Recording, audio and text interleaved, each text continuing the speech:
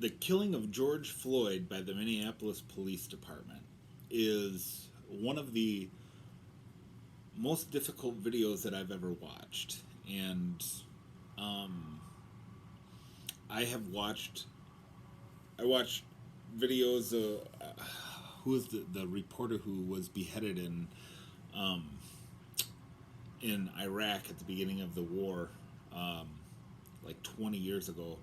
It was that level disturbing to me. And I just want to talk a little bit about the police and relationships that police have to the citizens. Right now, things are pretty hot because of the COVID 19 and the tyranny being expressed by governors and unelected health department officials and their unconstitutional orders being carried out by police. So there's already among the constitutionally minded Americans a skepticism against the police. Can we really trust you? Are you going to uphold the oath that you swore when you enlisted in this job? And then you have the minority communities who literally fear for their lives whenever they're pulled over by police. Now, whether that fear is real or imagined, they have it. And perception is reality. And I'm not going to question it. I've never been afraid when pulled over by the police. And yet, I don't know a single black person who isn't afraid when they're pulled over by the police. Okay? So, when I look at this video, there's a couple of things. There's a lot of problems that I have. First of all, I've been practicing jiu-jitsu, Brazilian jiu-jitsu, for about 3.5 years. And I can tell you that that is the most preventable death I have ever seen. In fact, what I saw was murder. And I don't know if there's the events that happened before the taping, before the recording happened. I don't know what I would need to see to convince me that that was justified. I can't think of anything. Because if the man had pulled a weapon, they would have shot him dead. They had him fully restrained, knee on his neck, and yeah, this was a totally preventable death. Now here's the thing, most police combatives training programs are a joke. They don't know how to train police officers. The police themselves do not know how to train police officers how to use less than lethal force to subdue a suspect. And so what you have is people who use too much force because they don't know how to appropriately give the right amount of force. And you'll even see some people resort to their guns because they feared for their lives. That's a big problem. There needs to be more training. In my opinion, as a jiu-jitsu practitioner, I don't think anyone should be in law enforcement without a minimum of 1 year jiu-jitsu experience. And here's why. In jiu-jitsu, you learn the fragility of the human body. You learn how to manipulate and control the human body. And jiu-jitsu literally translates to the gentle art. I don't have to smash your face in to submit you. I can use joint manipulations and chokes to submit you. Now, what you learn about chokes in jiu-jitsu is just how dangerous they are. In 6 to 12 seconds, a properly applied rear naked choke can have you unconscious in 6 to 12 seconds.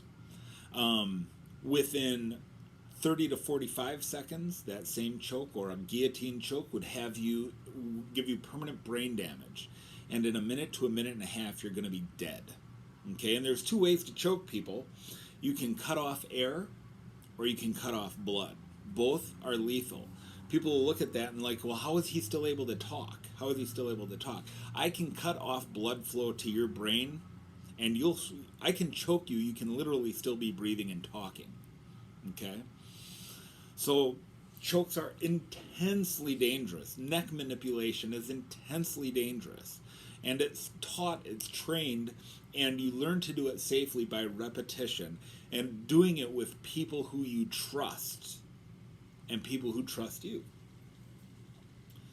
Otherwise, how are you going to let someone put their big fat meaty arm underneath your neck and squeeze on it. All right, neck manipulations, in fact, things like neck cranks are so dangerous that in a lot of competitions are not even allowed in below the brown belt level, and some at black belt level, and some are banned altogether. So neck manipulation is intensely dangerous. It should not be done by anybody who is untrained. And yet you have police officers all over this country with no proper training on less than lethal force, and they end up killing people. Eric Gardner's another one who comes to mind for selling loose cigarettes on the streets. No doubt this police officer was breaking department policy by having his knee on the neck of a suspect. Completely unnecessary. Completely unnecessary. And here's the thing, guys. A lot of jiu-jitsu academies offer free training to law enforcement, and there is less than 1% who take advantage of this. Why? Because they're lazy, or they're proud, or both. I don't need the training. I have a taser, I have pepper spray or OC spray, I have a 9mm or a 45 on my hip. I don't need training for less than lethal encounters, but you do. You do, because people are allowed something called due process.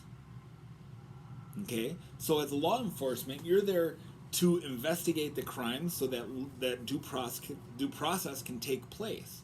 So it is incumbent upon you to safely subdue the suspect so that their rights are not violated, so that you uphold your oath, and so that that person can get their day in court. Police have a tough job, but everybody's got a tough job, man. Everybody's got a tough job. I have a tough job. If you're watching this and you're employed, you have a tough job. But guess what? Most of us go through our day without killing anybody. Okay? So can we just stop that? Well, police have a tough job. One, you picked it. You chose it. And if you didn't know what you were getting into, get out.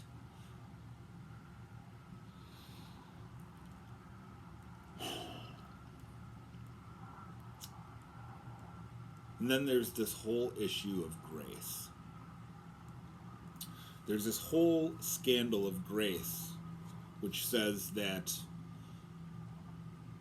there can be forgiveness for these police officers who I believe committed murder in public, as people who were sworn by an oath to serve and protect their community and to uphold their constitutional rights. They committed sin, and Christ died on the cross for that very sin.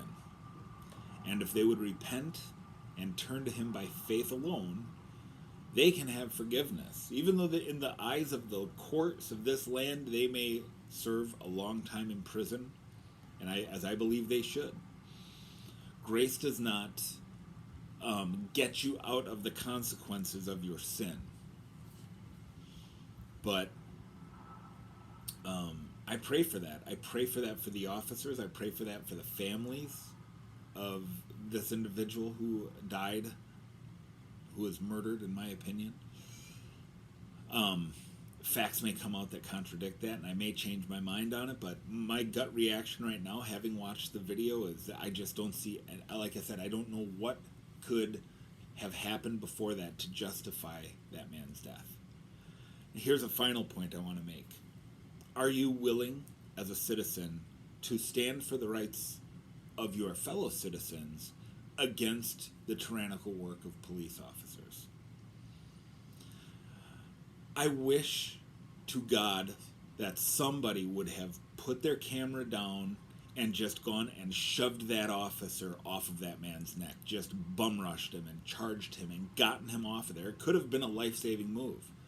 You might have died. You might have gotten shot by one of the other officers. You probably would have been arrested and maybe even do time for obstructing justice.